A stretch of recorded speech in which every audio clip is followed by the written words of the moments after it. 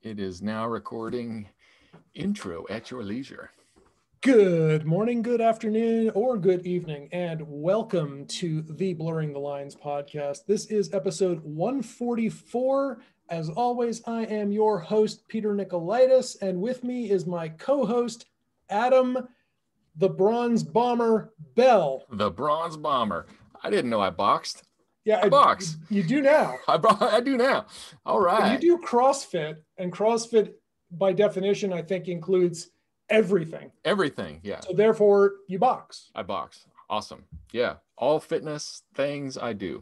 I'm glad to be on the show as the boxer of the day. Darn right. I have not hit the bag now if it's been at least a few weeks. It's just strictly been running and yoga for me. Yeah. So but you're still crossfitting.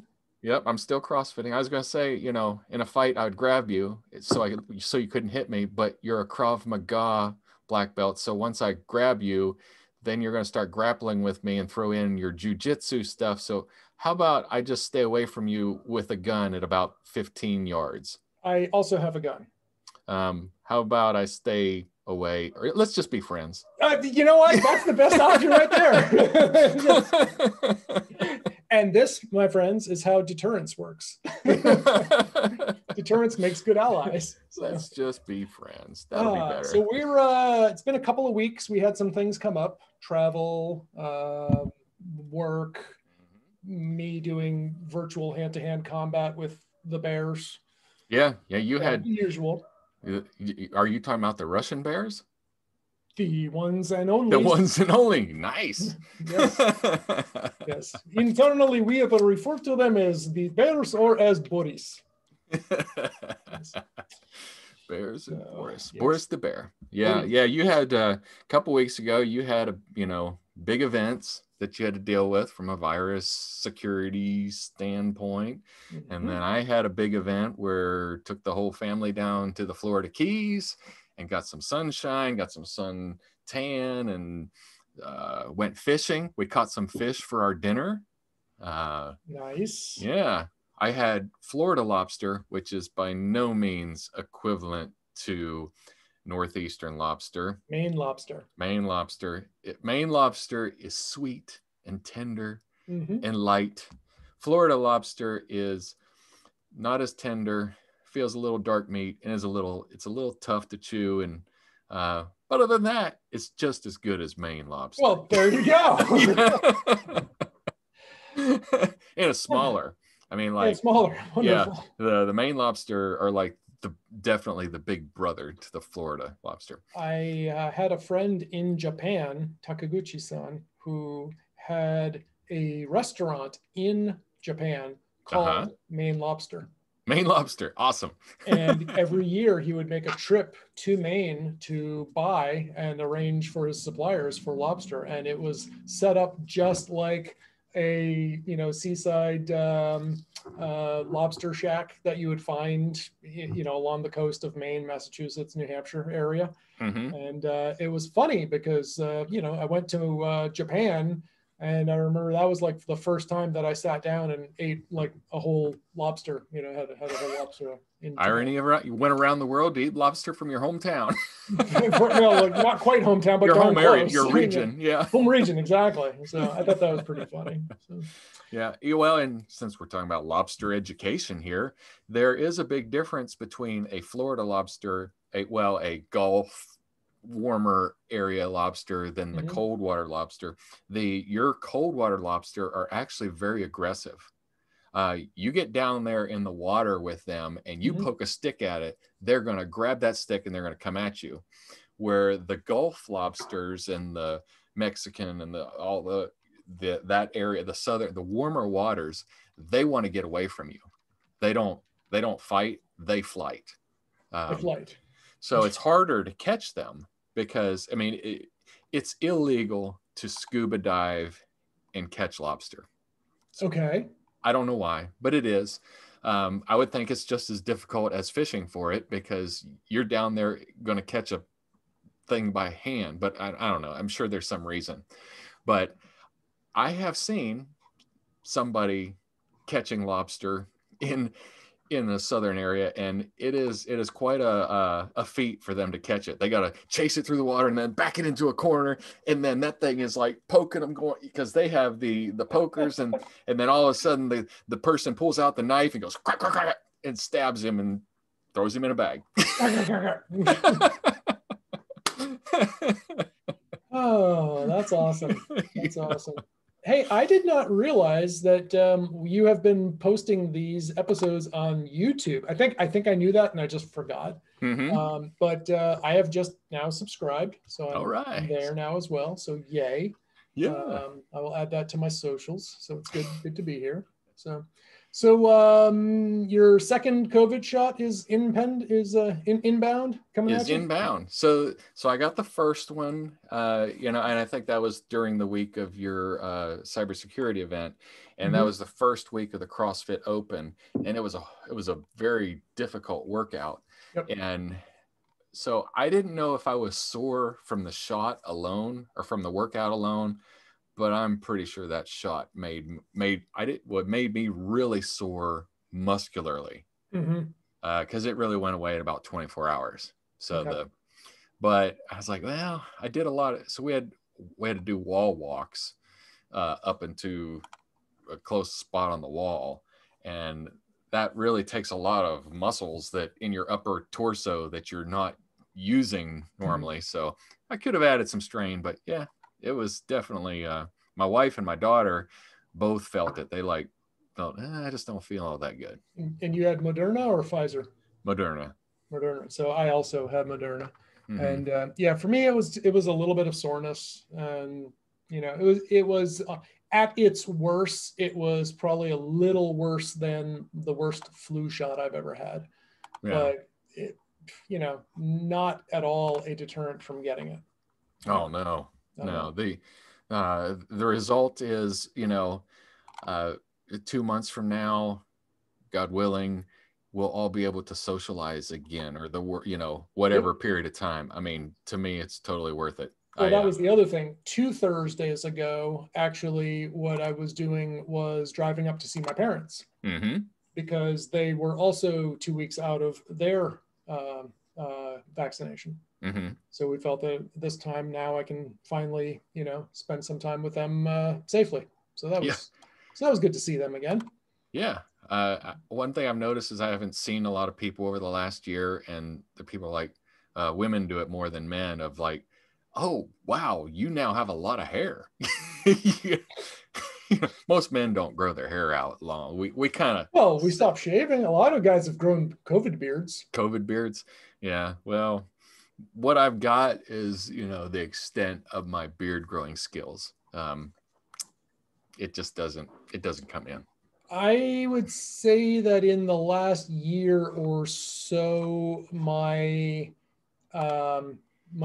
beard has definitely started to grow faster.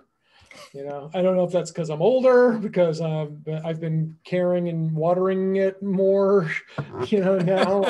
I don't know, but it definitely, like, I've only got like a few days going on here, and this used to take me like weeks to get this amount of stubble hair. So I don't know, is that good? Is that bad? Whatever, I don't know. Yeah. Not judging. So. Yeah.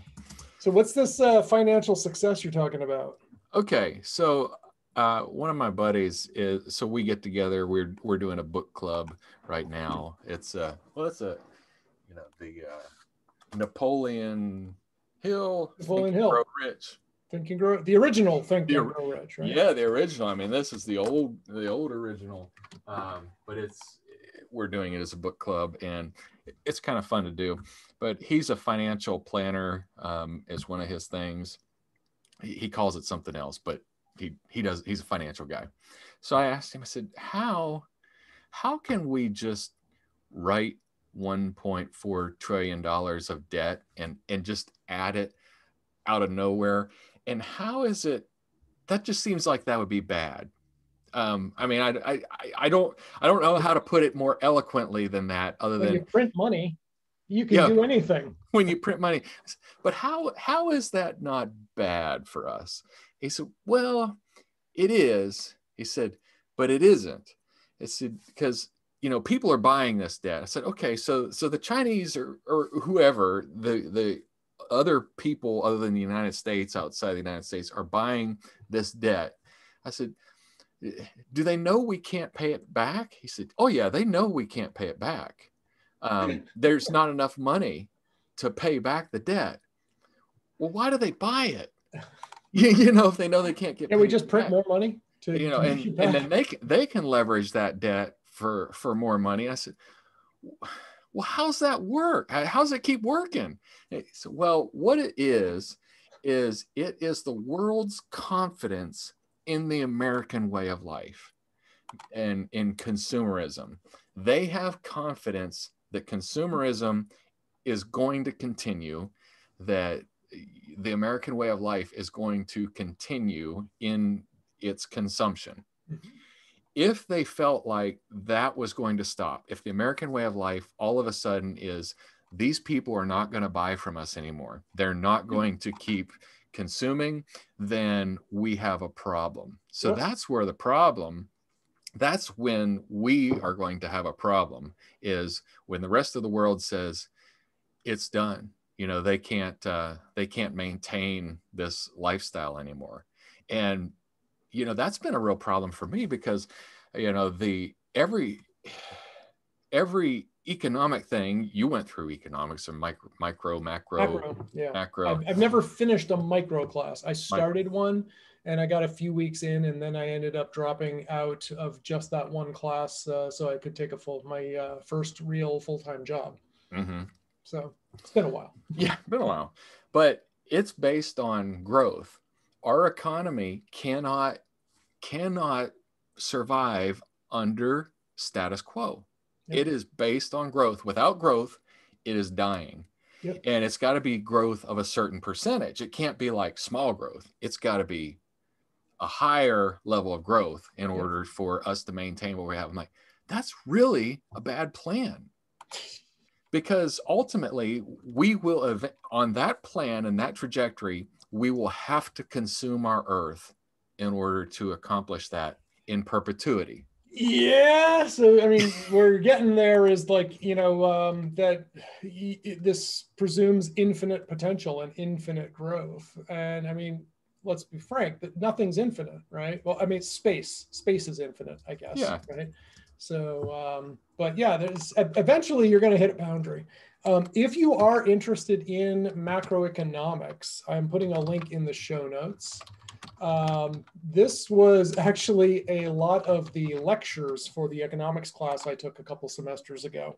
Okay. It's the channel is called You Will Love Economics, and it's a teacher who's prepping for I don't know if it's like a college entry or advanced placement, economics class. It's prepping for a test. But the guy does a really good job of presenting a lot of stuff. So if you want to get just an overview of macroeconomics, frankly, the bulk of what I learned came out of these lectures. So It's free. It's up on YouTube. They're in like 5 to 10 minute chunks. So you can just sit there and get an idea of how macroeconomics works. Because I didn't know this until we went to Canada, I think 3 years ago. Canada is in a crisis because people are not immigrating to Canada. They're not maintaining a large enough number of people replacing themselves plus one. So if you are a couple, you have to somebody's got to have 3 kids. Yep. The 2 kids are not acceptable because you're only replacing yourselves and we are not growing. Sounds like Vermont, which a lot of people think is part of Canada. So yeah. And so for me, I'm like, I don't understand. We need to fix it. I mean, we can't just say, well, this is the way it is. I mean, we have to accept gravity. We can't beat the laws of gravity. We can get out of the atmosphere with a whole lot of effort, but it's not worth it for you or me to try to beat gravity. Eventually, we're going to have to beat this where our planet can't grow anymore, or we're going to have to move to another moon, Jupiter. There are plenty of people who have said, though, we've got to get off this rock. Peter Diamandis, Tesla, Elon Musk. What's Virgin his name? Galactic, The Blue guy. Origin, Jeff Bezos. There are plenty of folks who are saying, we've got to move. They're looking ahead, and functionally, yes. When I was a kid, there were how many people were on the planet? What was the population of the world? I mean, we're up to 7 billion now, but when I was a kid, it was like what, 4 billion, 3 billion? Yeah. I don't I was. remember. Yeah. But Six is what we're sticks in my growing and we're mind. But growing yeah. faster. Mm-hmm. So Yeah. anyway. Anyway. So, moving on. More fun stuff. How'd you do in that CrossFit Open? So I did not make it to regionals this year. What happened? Well, I've actually never made it to regionals, so I wasn't expecting to. I didn't make it this year. I didn't make it this year or any other year. It was pretty difficult. I did. They were hard. And there are over 117,000 other athletes also competing in this to get to regionals. And I don't know the numbers, but I was happy to compete, and I did enjoy. It's always a good time because when you work out without goals and things, like you may have your own personal goals, but team goals to me are so much better. They're more motivational for me. Mhm. Is because you want to participate in the team, you want to pull your load, you want to encourage other people, and you end up doing better than you would have done on your own. Yep. So that's what I really enjoy about the CrossFit Open is, like this morning we had the last workout, which was a combination of 2 workouts to do, but our last workout, at the end of it, everybody was cheering on the people who were finishing their workouts, and and that's always when it means something more, it means something more. And it's, I mean, it for me, being a borderline introvert, extrovert, I'm a little more extroverted, but I've got introverted tendencies. My main form of physical activity in recent months has been running, which I generally do solo. But over the last few months, also I've been running with a buddy of mine from the Krav Maga school, and it's there's the social aspect is fun. In general, my run times tend to be a little suboptimal with him because we talk while we're running. So it's taking some energy, right? But at the same time, we're also, subconsciously or consciously pushing each other a little bit extra as well. So, it's I think it's pretty much a trade-off. I have not gone in and analyzed my numbers again for some time, however, though. So I've got to do that. But it's fun. There have been weeks when I was only running with him, and then there are weeks when we just talk about running. Yeah. Where are you at today? Oh, I'm doing this. Oh yeah, okay, cool. Because it was just about a year ago, almost exactly a year ago. I got to double check when I ran my first 13.1 miles. And he just ran his first a couple weeks ago for the first time. So, we're both at the, yes, we can run a half marathon stage. You can do it. I said you could. Yeah. So there you go. But it's fun to have some, a group, some accountability. There definitely been days. There have been many times when at the end of the day, we're like, yeah, if you weren't going, I wasn't going to run. Wasn't going to go today. Yeah.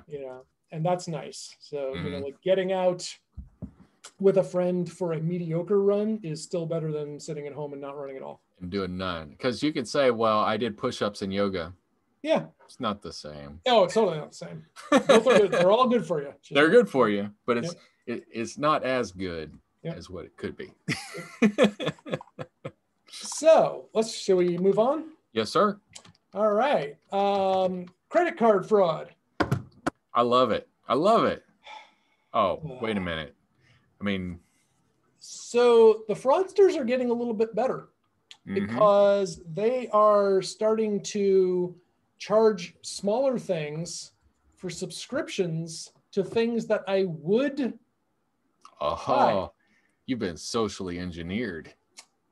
I only realized recently by glancing at either the Mint app or the Chase app at recent transactions, because I admit I have fallen down. I have not been looking at my statements carefully every single month.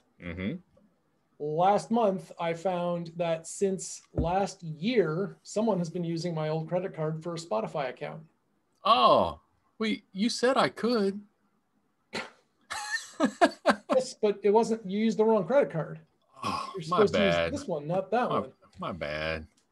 So I reported that, and Spotify reversed the charges, and everything was great. They're like, okay, and now I do have a Spotify account. This was not the credit card that I had used when I set up that Spotify account. And furthermore, I had not made any purchases in my Spotify account since predating these fraudulent ones. So Spotify, boom, turned it right around, no problem. Somebody also set up an account with my credit card for Scribd, SCRIBD.com.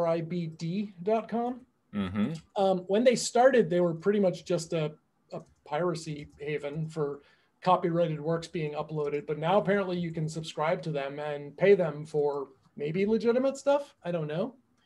Once again, I do have a Scribd account, but I never gave them my credit card number. Now, here's the thing. I reported this to Chase also, and these went back to last July. Oh, and they won't go back but like 30 days, right? 60 or so. Now, with Spotify, though, they went all the way back to like last September, and when they originated, and they're like, yep, no problem.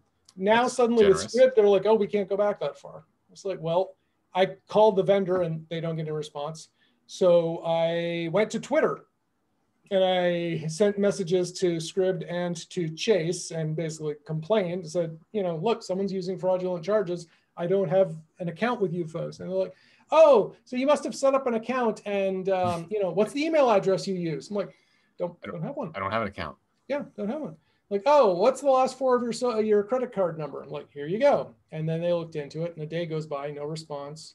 I respond again, hey, what's up? Like, oh, we need the first 6 digits of your credit card number because there are too many ending in the last 4. I'm like, well, it's already been canceled anyway, so I don't care. Yeah. So I was like, fine, here it is. And it's been 2 days and they haven't responded since then.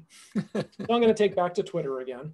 Yeah. But there's a lot of people will sign up for something and then they forget about it. I'm like, yeah, but I didn't. Yeah. So what's going on? Yeah. This is blatant fraud, but since I didn't catch it soon enough, I'm on the hook for some of this. Mm-hmm. So fun. Speaking of fraud, wait, you want to talk about credit cards? Yeah. So let's stay on credit card. Yes, and then I'll go to the credit card. So one of my business banks. So I don't like the way that business banks do credit cards because you have a master account and then you have your individual account that you have to reconcile.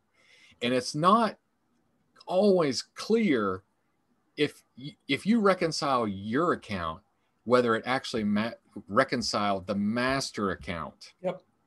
Especially if you're the business owner with the primary card holder on the I'm the only card holder. Yeah. Yeah. So the only card holder. Yeah. So apparently I have been, and I because of the way I pay my credit card, I thought I was paying my credit card off every single month completely because I paid more than I charged. Yep. That makes sense. But what was happening is there was somehow I got off track in some way, and there was a charge that was being charged to the master account that I didn't know was being charged. And so it'd be like a $340 charge. They would say whatever. And it didn't happen every month, but it did happen. But there was no notification to me that it occurred. So I was reconciling and paying off everything that was charged to my account. But there was a secret charge going to the master account. I don't know how long it's been going on I had $9,000 of unpaid fees in the master account. And I can't really complain about it because it's shame on me for not knowing that, but it's still not nice. And I was feeling bad for my $9 a month charges. Yeah. So I paid it all off, but it's like I could have done a lot of things with $9,000. Yeah. Or my business could have done, know. But I was like, are you kidding? How? And I mean, there's nobody I can complain to. Well, you should know that. You should read your statement. You should read that. And hey, ain't nobody got time for that. Anybody? Well, I've got to now reconcile in one other place and make sure no charges happened that I didn't hear about, because I don't get a notification. I only get an email notification saying your bill is due for my account. You could probably change that. I mean, I use a Capital One Spark business account, and I just have one number in one account. And I also have an American Express. I forget which one, but I have an American Express, and it's all a single thing. The only time I had multiples was when I had have cards for the employees. Yeah. Right now, it's just me on, for the card for all the purchasing. So, So I recommend Capital One and Amex have been good. I mean, not everybody takes Amex, so that's the downside. But Capital One has been pretty good to me. Yeah. So I don't think it was all their fault. I think there was some of my fault, but still, I didn't like it. Doesn't make it any happier. And, Yeah. Yep. You broke the law. It doesn't matter whether you knew the law or not. You're still going to jail. Moving on to borderline fraud. Let's talk about cell phone plans. Okay. I love cell phones. So currently I have Verizon, and I have my iPhone with Verizon, and I have my father's iPhone with Verizon, and I have my Apple Watch with Verizon. Now, you remember when they started announcing the Apple Watch, they're like, yeah, it's going to be $10 a month. And, there you go. $10 a month plus some more, like it's actually, $15 a month. And, there's a $40 activation fee. Oh, yeah. Oh, and then there's some taxes and fees on top of that. So great.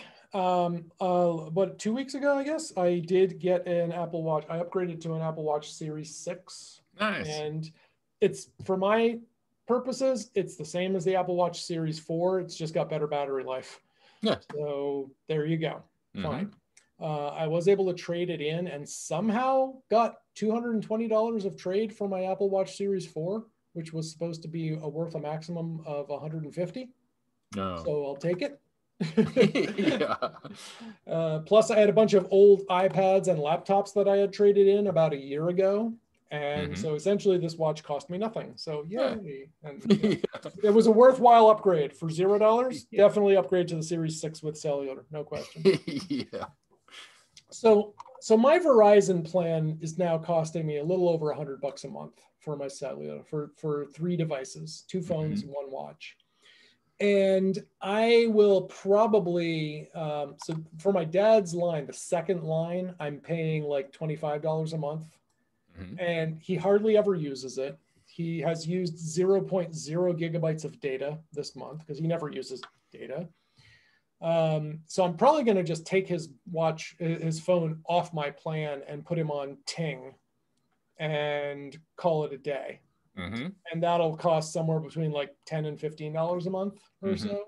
So I'll have a $10 a month savings. So I'll start recouping those Scribd charges that I had, But then if I was to take my own cell phone and move that off and put it on Ting as well, on their more premium-ish plan, it's $25 a month for like 5 gigs of data, which is generally enough for me, right?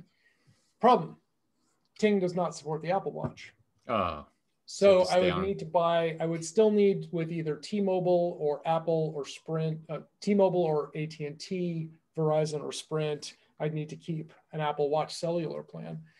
But the problem is, if you don't have your watch paired to your phone, your watch gets a totally different phone number.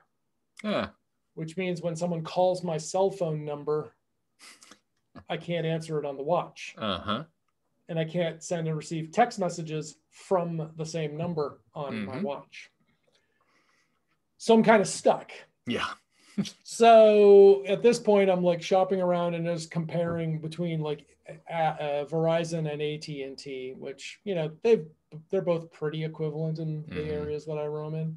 So we'll just see if they can do better. But either way, I'm pretty sure my dad's line is coming off. Yeah. And, so. you don't want to get a burner phone because then you'll be put in the drug dealer registry. Well, it's not a burner phone. It's just using a different provider who Yeah. is shockingly similar to a burner phone. Yeah. Hey, potato. Exactly. So, moving on. It's been 2 months since I have run almost exclusively. I think 2 times I went out not wearing my minimalist running shoes. And explain for our listeners what a minimalist running is, because earlier in the show I said, is that you running in a Speedo with small shoes and earbuds and an Apple Watch? Close. Actually, you asked if it meant running naked, and I said no. Not that minimal. Not a Speedo. I generally wear full shorts, although they are pretty lightweight and breezy. And I do have earbuds. And if it gets really hot and humid, I will take my shirt off. Mm-hmm. And minimalist shoes. So this is the big things. They're not even, I wouldn't even call them minimalist running shoes. Mm-hmm. So I run on pavement. I will wear the Merrell Vapor gloves. And in the trails, I wear Merrell trail gloves. Mm-hmm. And they're, as the name implies, they're very minimal. It's essentially like a sole and enough material to hold it to your foot. Uh-huh. So no cushioning, no heels, no, exorbitant amounts of material and stuff. Does it handle well over little tiny sharp rocks? The Vapor glove does not feel good on sharp anything. Okay. The trail glove is perfectly fine. Okay. And the problem is that the people selling these things, either they're, either Amazon or DSW, have convoluted them, and they will refer to things like the Vapor Trail glove or the Vapor Glove Trail. Yeah. Those do not exist. It's either a Vapor glove or a trail glove. And you got to know which one you're getting, because you have different, it's sort of like getting an off-road Jeep or a Ferrari. You don't get an off-road Ferrari Jeep. They don't make those. So the very first day I got my Vapor Glove trails, I took them out on a trail and I was in pain. Mm-hmm. Because I hit a bunch of rocks and stuff and it hurt. It didn't deter me, So then after a couple of weeks, or no, it's been a few more than a couple of weeks, I picked up trail gloves also. And I love them. They're great.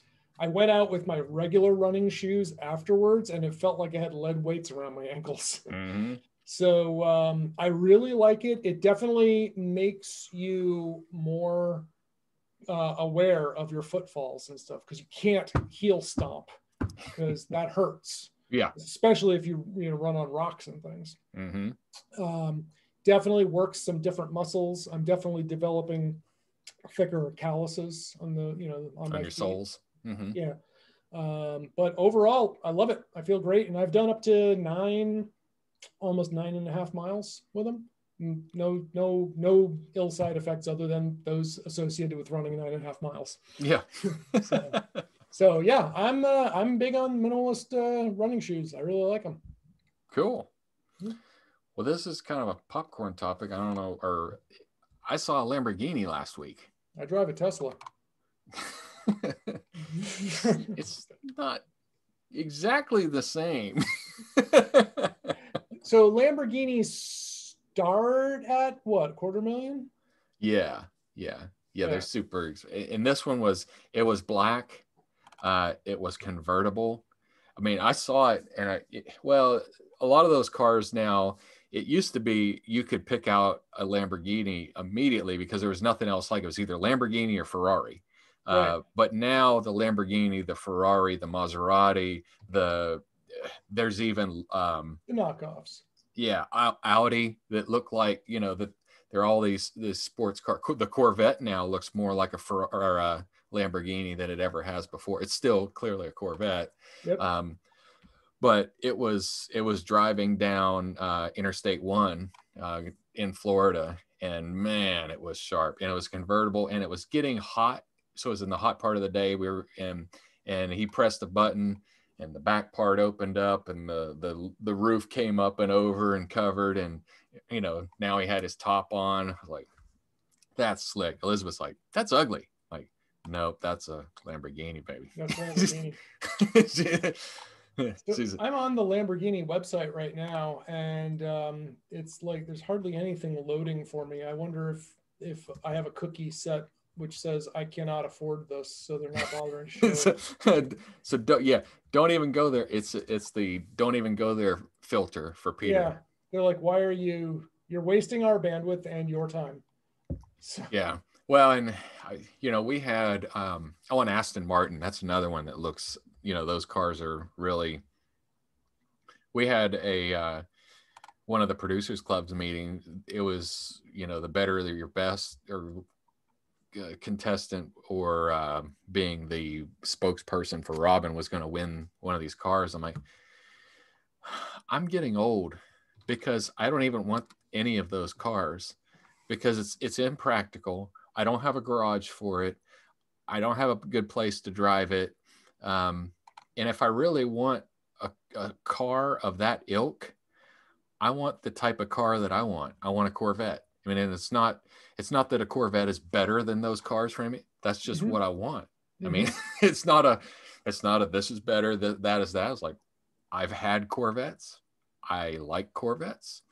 And it's okay if that's what I want. It's not as fast as a Lamborghini. I have not had a Corvette. Can't say I've had Chevys, but I've not had a Corvette.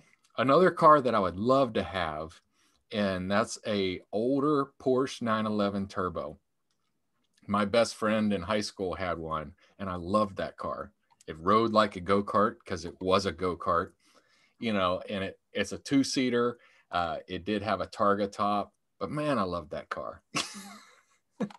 I am on the Tesla website right now, just adding all of the add-ons that I can to see here. What do we got? In mid-2022, I can order a Model S as I have just configured it now. So a year wait. And this is $168,990. Mm-hmm. So that's what I took the Model S and I maxed it out. Actually, I should have done a Y though, because X. I just realized the X's cost more. So Model X Plaid. So there's Plaid and Plaid Plus now. Mm-hmm. I don't know what that means. It's just. But I'm checking red, which costs more. So the base Model X long range starts at $89,990. So that price has come down since when I looked at them. Yeah. The Plaid model is $119,999, so $120,000. Mm-hmm. Red paint will cost you an additional $2,500. The Arachnid, the 22-inch turbine wheels will cost you $5,500. A non-black interior will cost you $2,000. If you have 2 extra seats, that'll cost you $35,000. Oh, 6 seats cost you $6,500. Full self-driving, an extra $10,000. And now this one I could get in May, June, and it's only $146,490. Nice. Which I believe is cheaper than any Lamborghini. Oh yeah. So there you go. Yeah. Well, that was a fun little diversion. Well, and speaking of things, products from Elon Musk, I'm still waiting for my Starlink. That's right.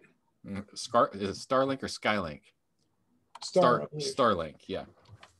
So I'm still waiting on I've paid my subscription. I've paid my shipping fee. I'm just waiting on the device to arrive. And as with all things Elon Musk, you have given him your money and. That's how he can afford crashing rockets. I mean, boom. Speaking of crashing. Yeah. One of my largest engagements, we were trying to buy a new EDR platform, CrowdStrike. You've heard of them, right? Even though you haven't used them, right? Now, for a while, you were using SentinelOne. I was. Right, but you were not directly a reseller with them, right? This was through another middleman kind of thing. Yeah, there was a middleman. Yeah, because Paradigm Consulting has applied to CrowdStrike and SentinelOne to enroll in their reseller programs. Mm-hmm. Neither has even responded to me. Ah. So maybe we're too small. I don't know. Well, so I recently just applied to be a LastPass reseller. How do you do that? I want to do that. Well, how do you do that? You're not going to get to be able to do that. Got it. You don't have to waste your time. Thank you. They more or less want you to become a website that is selling their product online. Okay. I mean, in as an MSP, you and I are both MSP managed service providers. What we typically do is we're buying in bulk in a lot of cases because we're buying for a lot of our clients, and then they want to negotiate with us with actually a better price. My clients typically can buy Microsoft, they can buy it through me for less money than they can buy it on their own directly with Microsoft. Same with most of the other things. Right. But they don't it's not a managed service model. They're just trying to get their advertising and sales on other websites. Right. So it's more like an affiliate program. Yeah, more like an affiliate. Because I said, they said, well, what web page are you going to put this on? I'm like, well, I'm going to put this on sublimecomp.com / I don't know, LastPass. So I would just create a LastPass page for that. Works for me. That wasn't good enough for them. We need to be like they're like, we don't see any way you can make us a feature product on your page. I'm like, no, I'm not going to make you the most important part of my web page. The most important part of my web page is helping my clients. Uh-huh. How about sublimepasswords.com? Yeah, something to that effect. Yeah, and that's the thing is, these resellers or these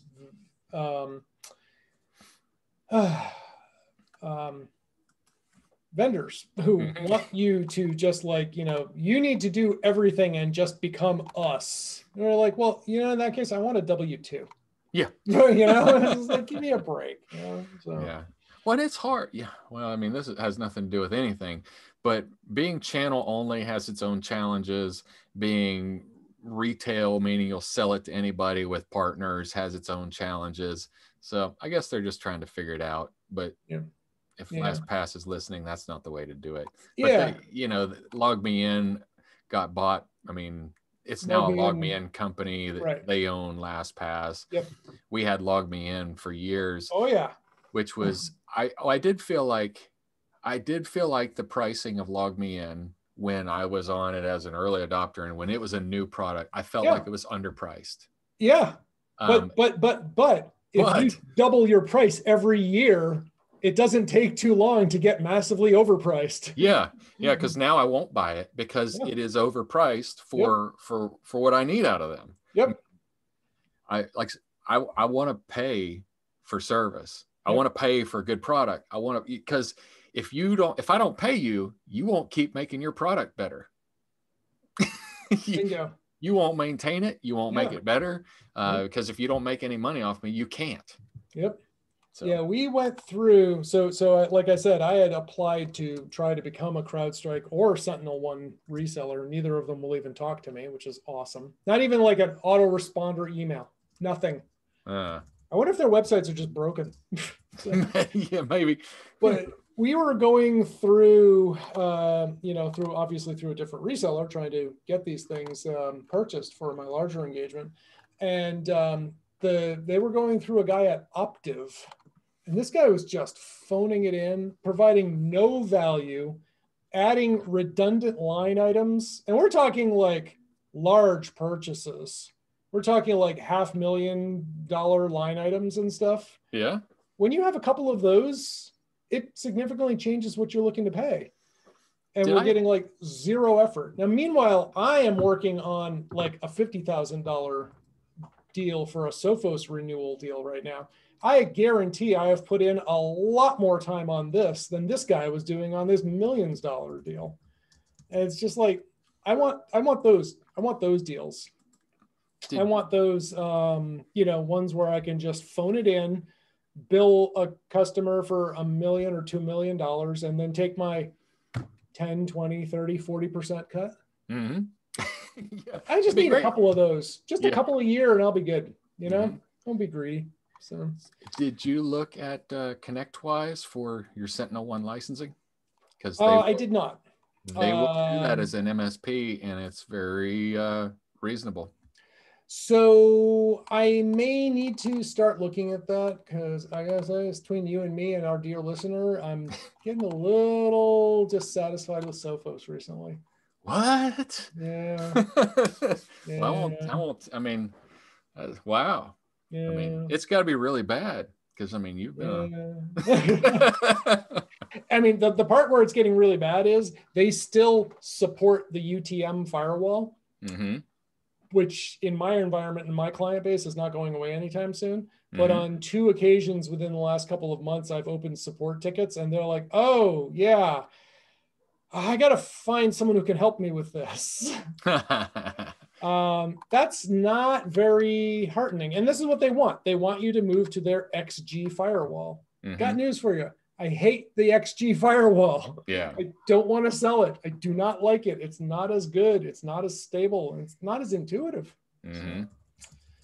All right. Well, let's move on and talk about a couple of more fun things and then wrap this up. Yeah, we'll wrap.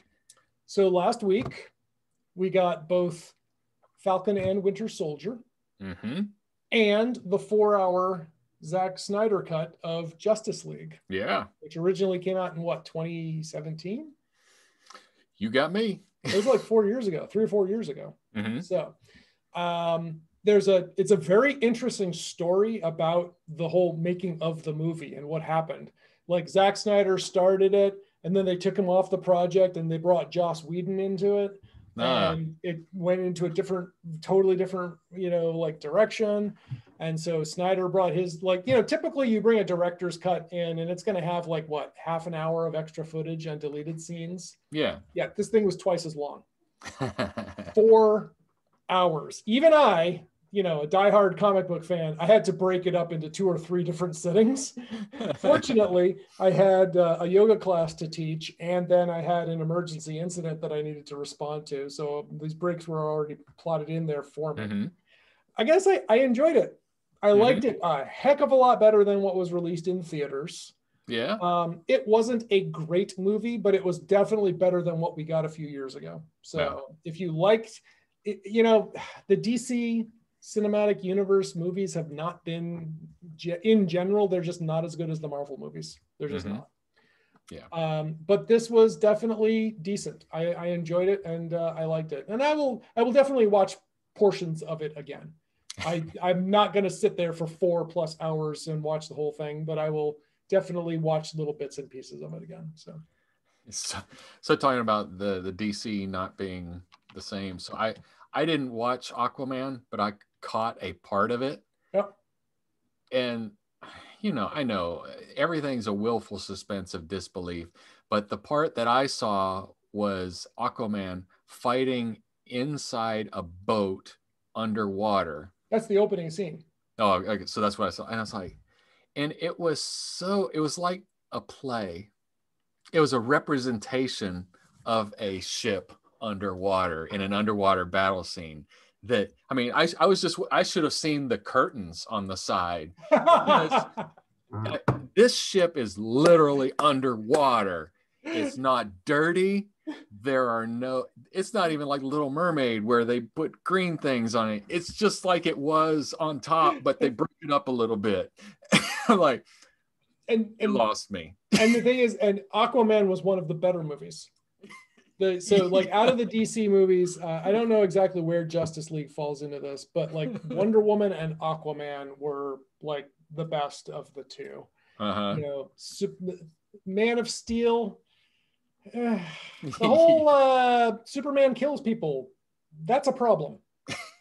That's a problem. Right? Yeah. Batman versus Superman. Yeah, that's a problem, right? And so much more wrong with it too. Just leave it right there. Affleck, okay? Yeah. right. Well, Wonder Woman had Gal Gadot, which is it's pleasant on the eyes. She's a good Wonder Woman too. Mhm. So that's one of the things I did like was much more, and I am gonna get in trouble for this. The Amazon's scenes in Justice League, they're good. Yeah, I like them. They're good.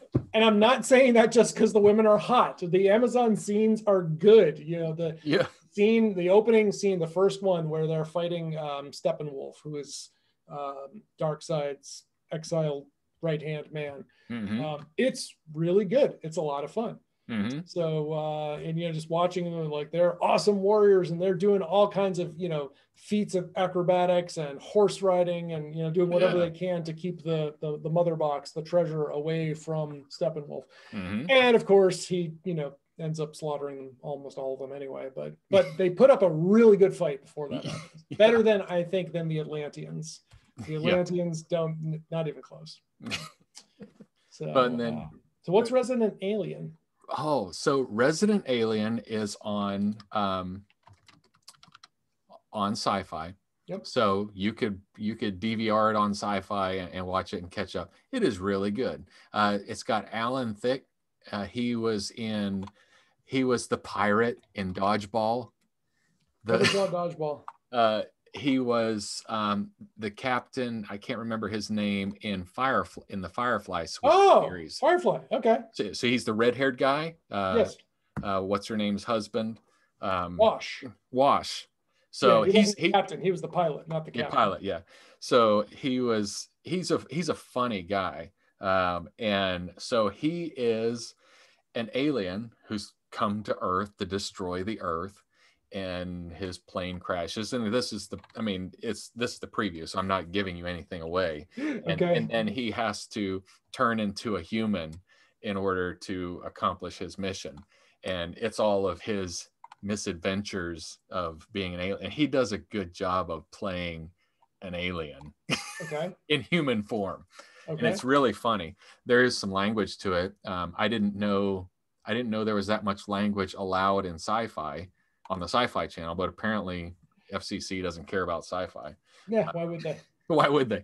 So there is some language, and I'm sure that you could watch it for free from Sci-Fi.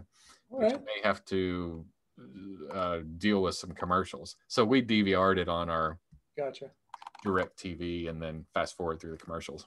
But it's funny. Time shifted. Yeah, next week is the last episode of the first season. So, but it's fun. Cool.